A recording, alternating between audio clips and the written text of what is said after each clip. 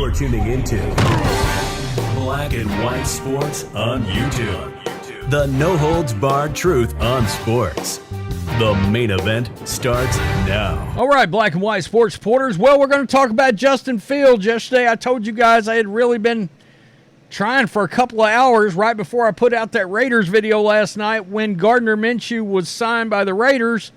And there was a story that popped out. Ian Rappaport mentioned somewhere in his report of the Raiders signing Gardner Minshew that something was going on involving either the Bears or the Raiders, or nobody knows exactly which one might have reached out on Justin Fields, and there might have been a conversation there, but it went nowhere. The Raiders pivoted, signed Gardner Minshew to a 2-year, $25 million contract. And then, of course, when the Vikings lost Kirk Cousins, some Justin Fields kind of fire started there. Some people started going, well, maybe that's a thing, except I think the Bears at least like Justin Fields, and are they going to trade him in division to a rival? Well, that door closed because the Vikings signed Sam Darnold, and you're seeing that headline. The Broncos were also in on Sam Darnold, all right? So that's a done deal there. Now, if you're Justin Fields, I mean, everybody believes the Bears are going to take Caleb Williams, and I may make a Caleb. In fact, I think my next, unless something big in free agency pops, my next video, I believe, I'm going to have a Caleb Williams video sometime today because there's an insider out there, an ex-GM, that dropped the bombshell on what he would do involving Caleb Williams, and I think it's really interesting. But as of right now, the big problem is, and you're seeing this headline, Justin Fields' trade market has evaporated.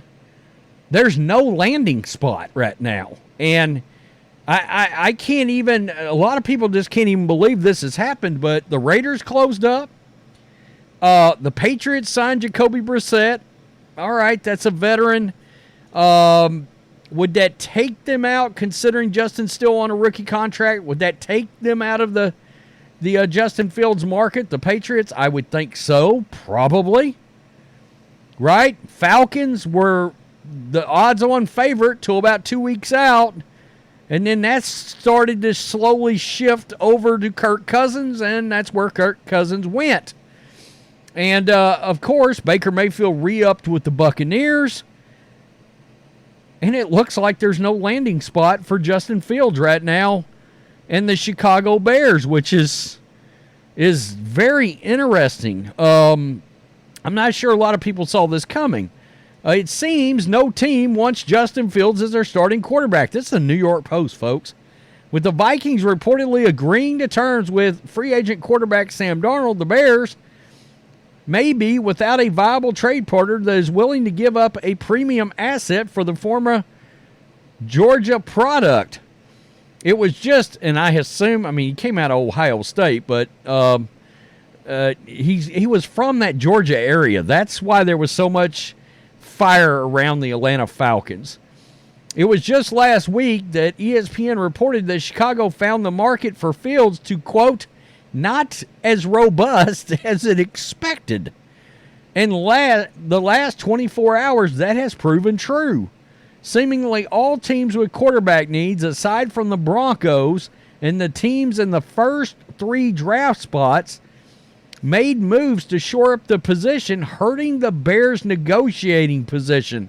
So in other words, yikes. The fact that all these other teams started filling these slots, Justin Fields became less and less valuable for their asking price. That's what it sounds like to me. The Falcons, because they knew, hey, you're running out of teams to send him to, frankly. The Falcons made the biggest splash by signing ex-Viking Kirk Cousins to a $180 million deal.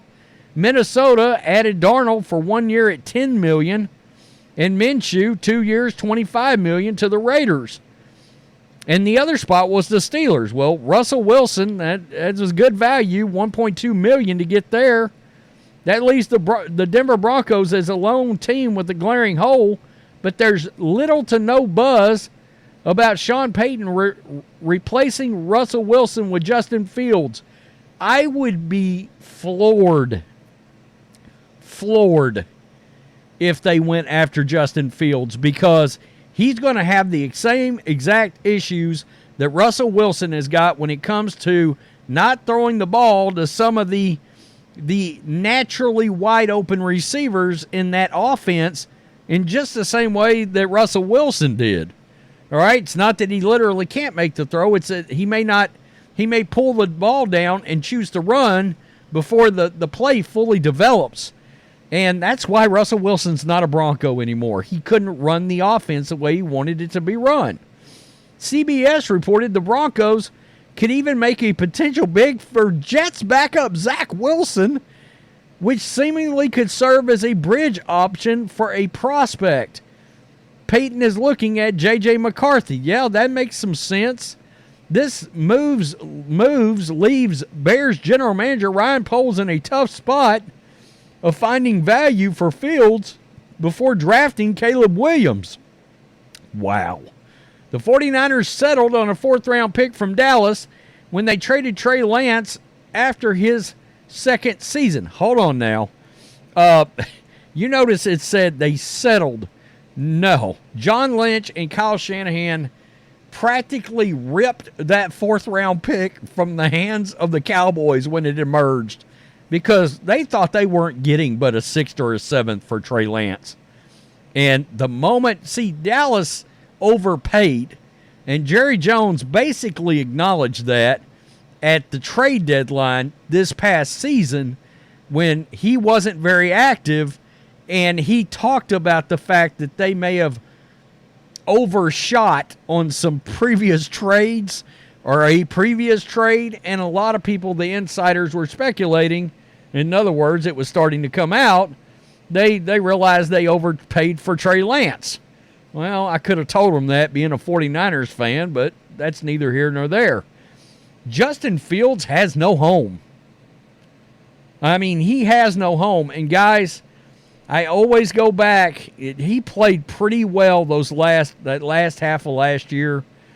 But at the end of the day, he's 10-28 with a 60% completion percentage, 30 interceptions, and he's got 38 fumbles in 3 years.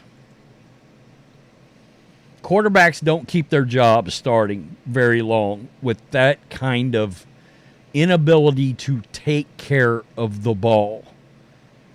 So you got to wonder. I mean, I in the age of fantasy football, I think it's pretty clear. The fans covet Justin Fields and Trey Lance, for whatever reason, way more than actual NFL executives and coaches do. I mean, the evaluation process and the scouts, it's different. It couldn't be more night and day. Somebody made a comment yesterday about something about news or whatever, like where are the sources, because this, and, there's so many rumor videos that come out, like on a channel even like mine, and it's because you get a lot of agents and coaches. Coaches are talking like crazy, either assistant or head coaches. Agents are big, coaches are big, general managers will have an open mouth sometimes, assistant general managers, and owners everybody I just named loves to talk to the media secretly and then turn around and act like they hate the media. All right. No, you don't. I mean, shit. Tom Telesco and Sean Payton are super tight with Colin Cowherd. All right? Shit you not. They go out to eat dinner and shit together regularly. Sean Payton, he's pretty. Sean Payton's pretty tight. He talks to Mike Florio. There's a good relationship there. There's a relationship between all these folks. And that's how these leaks and these stories start coming out. Plus, they're lying because they're wanting to cause misdirection. All right? You remember the lies that came out last year about C.J. Stroud prior to the draft, because some team was hoping to get him to drop.